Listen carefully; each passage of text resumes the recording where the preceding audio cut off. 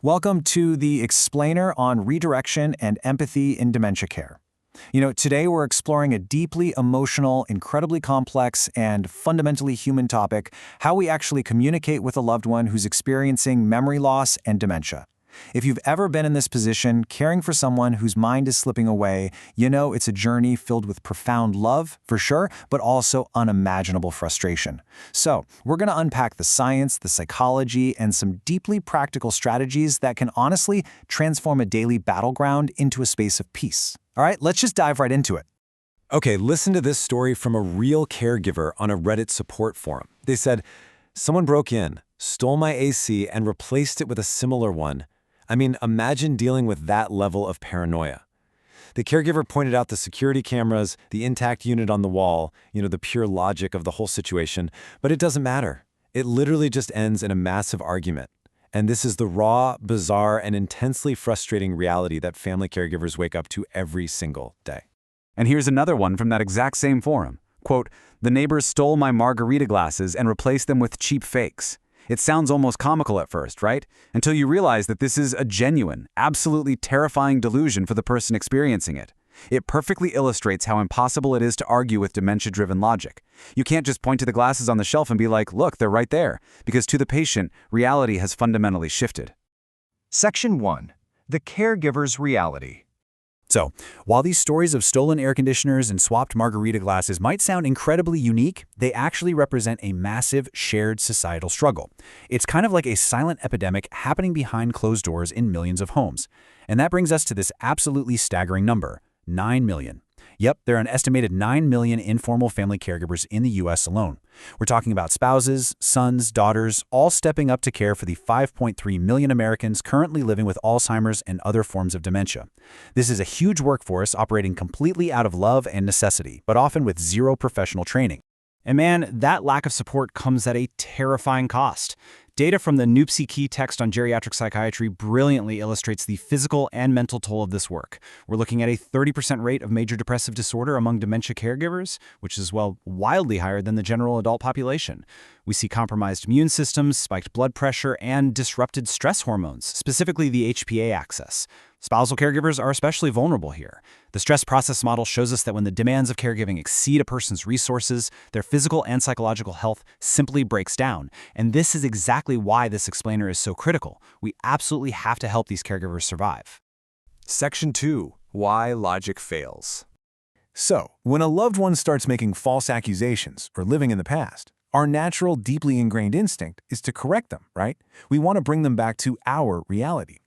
But in dementia care, using logic actually makes the situation dramatically worse. To understand why, we've got to look at the brain.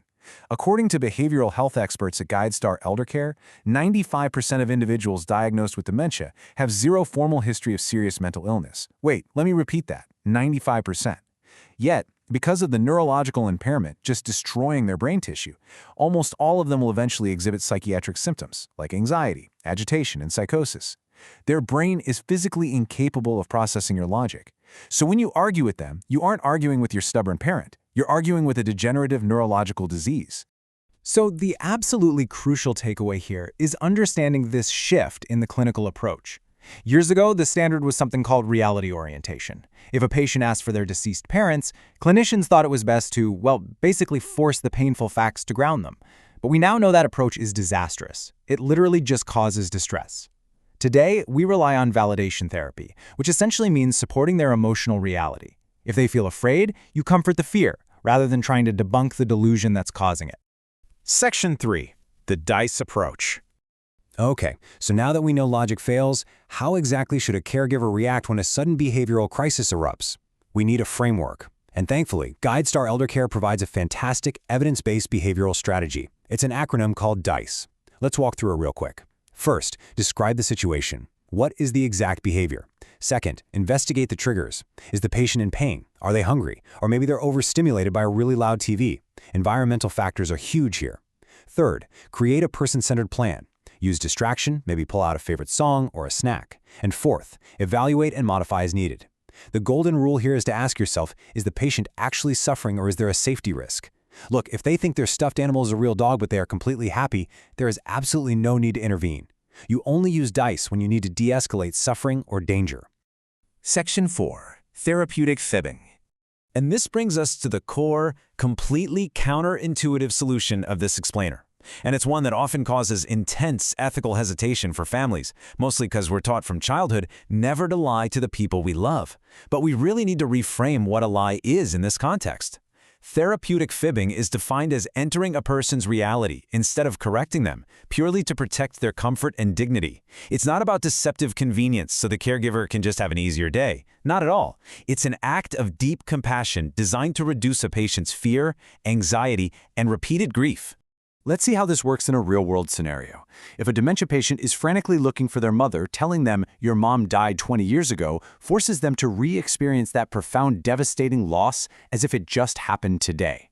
I mean, imagine feeling the raw shock of your mother's death every single day.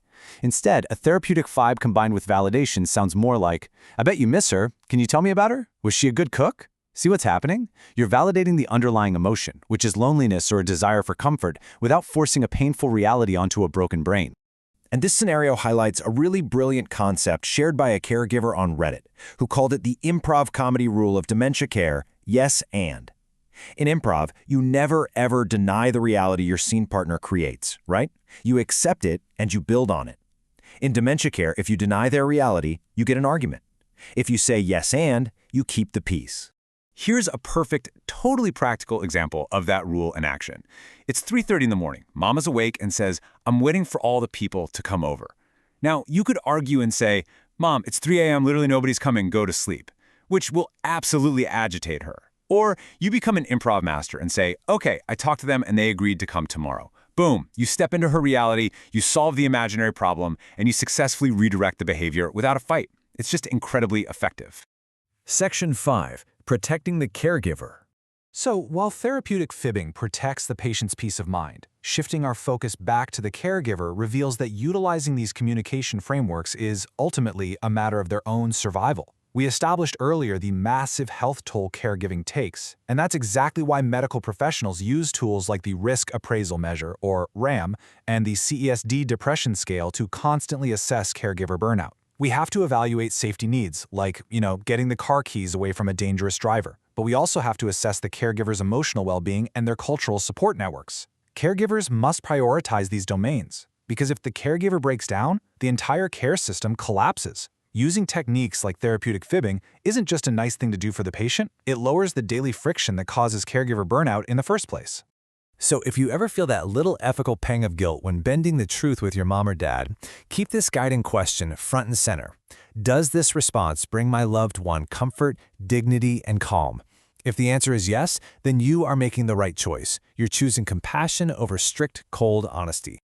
I want to leave you with a profound, lingering question that really perfectly frames the daily choice every single dementia caregiver has to make. Next time you find yourself correcting a loved one about a stolen air conditioner or a deceased relative, just pause, take a deep breath, and ask yourself, are you fighting for the facts or are you fighting for their peace? The facts won't cure their dementia, but your empathy, that can bring them a moment of peace. And honestly, sometimes that is the absolute greatest gift a caregiver can give.